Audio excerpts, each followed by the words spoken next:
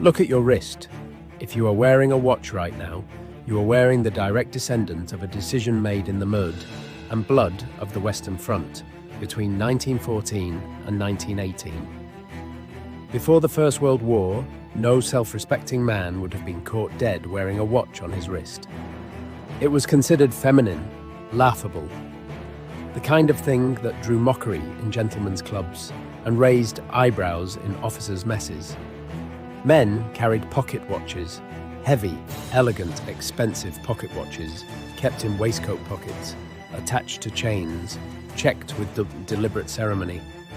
A pocket watch was a statement of status, of civilization, of the ordered, unhurried world of the 19th century. Then came the trenches, and in the trenches, a man who reached into his pocket to check the time could get his hand blown off, or miss the signal for an attack by 3 seconds, or coordinate artillery with infantry by a margin so small that the difference between checking your watch quickly and checking it slowly was the difference between living and dying. What happened next changed men's fashion permanently, not because of a designer, not because of a trend, but because of necessity, the oldest force in the history of human invention. This is the true story of the wristwatch, how it went from a woman's accessory to a soldier's tool to the most universal item of personal jewelry in human history, and how the First World War made it all possible. Act 1, the world before the wristwatch. To understand what the First World War changed, you need to understand what the world looked like before it. In 1900, the pocket watch was king. It had been king for centuries. The first portable timepieces appeared in Europe in the early 16th century. Small, unreliable, and extraordinarily expensive, owned only by royalty and the very wealthy. Over the following 300 years, watchmaking became one of the most sophisticated crafts in human history.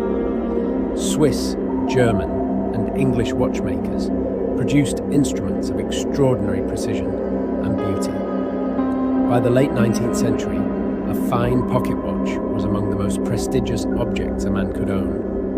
The ritual of consulting a pocket watch was itself significant. You reached into your pocket. You removed the watch with deliberate care. You opened the cover, if it was a Hunter case watch, with a practiced motion. You consulted the dial. You replaced it. The entire sequence communicated something: that you were a man of substance, that your time was ordered and valuable, that you lived in a civilized world where things proceeded at a measured pace. Wristwatches existed, but barely. Queen Elizabeth I of England had received a small clock worn on the arm as a gift in 1571. Historians consider this one of the earliest wristwatch-like devices on record.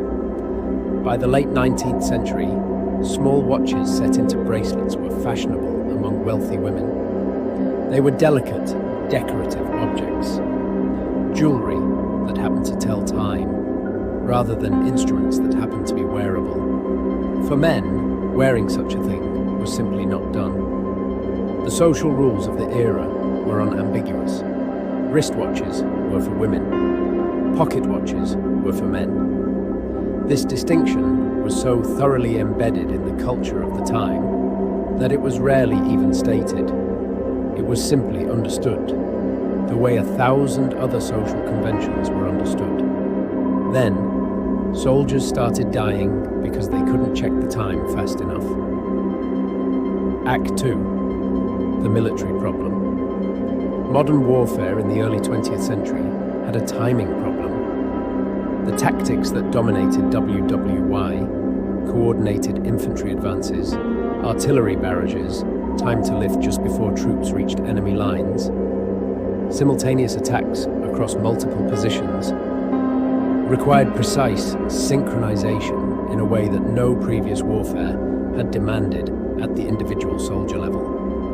In the Napoleonic era, battlefield timing was managed by officers on horseback who could see the entire field and issue orders in real time. In the American Civil War, the scale had grown, but communication was still largely visual and auditory. Flags, drums, bugle calls. By 1914, the battlefield had changed completely. Artillery could fire accurately at targets miles away. Machine guns made open advances suicidal. Soldiers fought from trenches where visibility was measured in yards. Communication between units was difficult, unreliable, and slow. In this environment, every soldier needed to know the exactest time. Not approximately, not roughly, exactly, because an infantry unit that went over the top 30 seconds before the artillery lifted was walking into its own barrage. Because a flanking attack that arrived 2 minutes late found enemy positions already reinforced.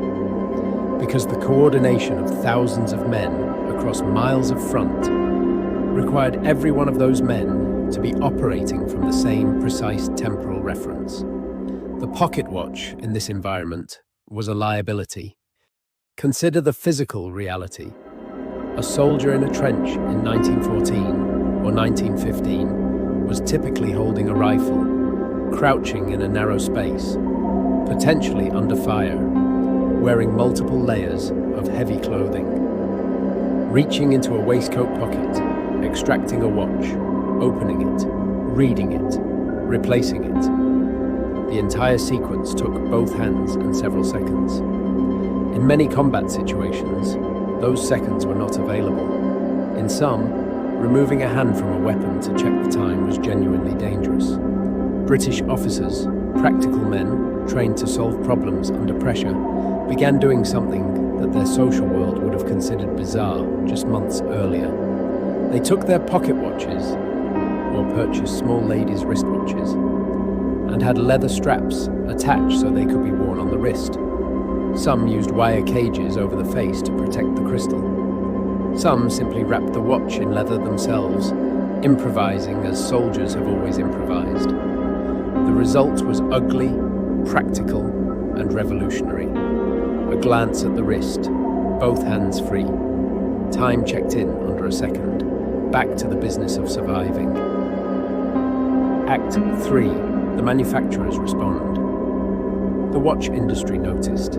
Swiss manufacturers, always attentive to the needs of military clients, began producing watches specifically designed to be worn on the wrist by soldiers. These were not delicate ladies' pieces with decorative cases. They were robust, legible instruments with larger dials, luminous numerals painted with radium for visibility in the dark, protective grills over the crystal, and leather straps designed for hard use. Omega, Longines, IWC, and several smaller Swiss manufacturers all produced military wristwatches during the war. The British War Department issued specifications for military timepieces and contracted with multiple manufacturers to supply them. By 1916, the wristwatch had gone from improvised field modification to standard military equipment for British officers. The luminous dial deserves particular attention, both for its ingenuity and for its terrible cost. Soldiers needed to check the time in the dark. Trench raids happened at night. Artillery coordinates were checked before dawn. The solution was radium paint, a luminescent material that glowed continuously without any external light source.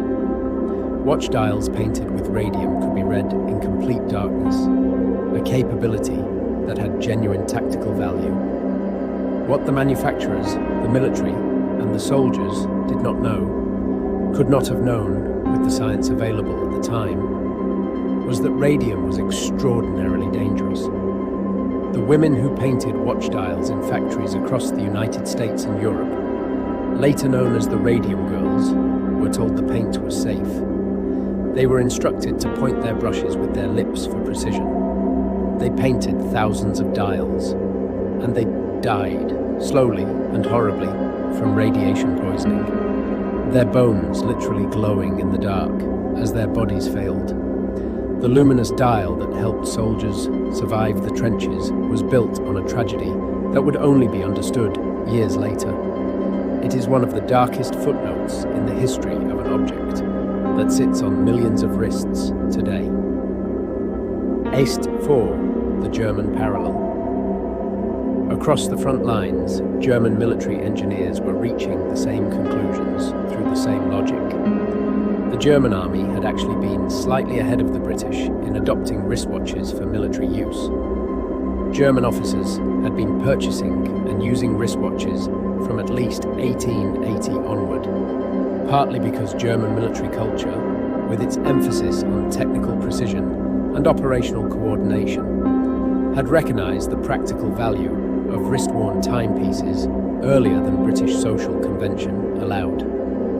By the outbreak of war in 1914, wristwatches were already relatively common among German officers, though still far from universal. German manufacturers, including some of the great Saxon watchmaking firms, produced military-grade wristwatches that combined precision movements with durable cases. What is notable in the context of this channel's broader themes is the reaction of German high command when British prisoners were captured wearing improvised wrist timepieces in 1914 and 1915. German officers reportedly found the British improvised leather strap arrangements, pocket watches crudely converted for wristwear, somewhat amusing. Here was the supposedly sophisticated British military making do with makeshift equipment. That amusement faded as the war progressed and wristwatch technology improved rapidly on both sides. By 1917, the watches being produced for military use bore little resemblance to the improvised pieces of 1914. They were sophisticated instruments, accurate, durable, legible under combat conditions, that represented some of the finest watchmaking of the era. The war had, in 4 years, accelerated the development of the wristwatch by what might otherwise have been decades. As Salazar Act 5, the homecoming. When the soldiers came home in 1918 and 1919, they brought their wristwatches with them, and they kept wearing them. This was the moment that changed everything. A returning soldier was a figure of enormous social authority in the post-war world. He had survived something incomprehensible.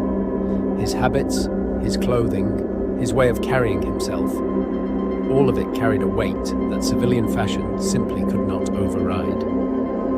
When a man who had survived Passchendaele or the Somme wore a wristwatch, nobody laughed. Nobody raised an eyebrow. Nobody suggested it was feminine or inappropriate. The object that had helped him survive, that had coordinated attacks, timed artillery, guided night raids, was worn on his wrist, and it stayed there. And the men who had not gone to war watched the men who had, and they followed. The transition was remarkably rapid. Industry statistics from the watch trade tell the story clearly. In 1914, wristwatches represented a small fraction of men's watch sales. By 1920, they were the majority. By 1930, the pocket watch had become an old man's accessory, something your grandfather carried, not something you wore. By 1940, it was essentially obsolete as an everyday item. A social convention that had been unquestioned for centuries dissolved in less than a decade. All because of the Western Front. AC6, the surviving objects. WWI military wristwatches are among the most sought-after pieces of horological history, and among the most fascinating objects to hold. Original British military wristwatches from the First World War, in working condition, typically sell at auction for between $800 and $3,000, depending on manufacturer, condition, and documentation. Pieces with confirmed military issue marks, the broad arrow stamp of British military property, regimental markings, or officer attribution, command significant premiums. Rare examples from prestigious manufacturers like Omega or IWC with documented WWI military provenance can reach $10,000 or more. German military wristwatches from the same period are equally collectible, with a slightly different collecting culture. German horological history attracts specialists who focus intensely on movement quality and manufacturer identification. But perhaps the most moving objects in this category are not the high-quality officers' watches at all. They are the improvised pieces, the pocket watches with crude leather straps attached, the watches with homemade wire protective grills, the timepieces that a soldier or his family modified because the army hadn't yet issued proper wristwatches and the soldier needed to be able to check the time without dying. These objects, imperfect and improvised, are the truest artifacts of the moment. The wristwatch changed from a woman's accessory to a soldier's tool. They are the physical evidence of a problem being solved in real time by ordinary men in extraordinary circumstances, with whatever they had available. When you hold one, you hold the precise moment the modern world was invented. 7. What the wristwatch tells us. There is a pattern that runs through the history of the First World War and its objects. Again and again, the war took things that existed in one form, decorative, ceremonial, social, and stripped them down to their essential function. It asked of every object, every institution, every convention, does this actually work? Does this actually help a man survive? The pocket watch failed that test. Not because it was badly made. Many pocket watches of the era were masterpieces of craftsmanship, but because the way it was used, the ritual of it, the ceremony of it, was incompatible with the reality of modern combat. The wristwatch passed the test, not because it was sophisticated. The earliest military wristwatches were crude adaptations of existing technology, but because it solved the actual problem. Both hands free, time checked in a glance, coordination maintained across thousands of men in hundreds of positions.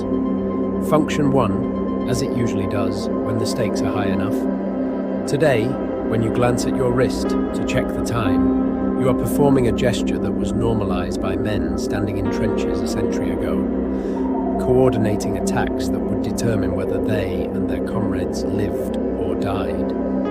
The wristwatch is so ordinary now that we never think about it. We never ask where it came from or why we wear it here and not somewhere else. Now you know. Epilogue, call to action. The First World War changed everything it touched. Borders, governments, technologies, medicines, all transformed beyond recognition by 4 years of industrial-scale conflict. But some of its changes were quieter, more personal, written not in treaties or battle maps, but in the habits of ordinary people who came home from an extraordinary experience and simply kept doing what had kept them alive. Every time you check your watch, you are touching that history. If you found this story fascinating, subscribe to this channel. Every week, we take a single object from the First World War, a piece of clothing, a personal item, a tool of survival, and tell you the complete story behind it. Not the textbook version, the human version. Leave a comment below. Which WWI object should we explore next?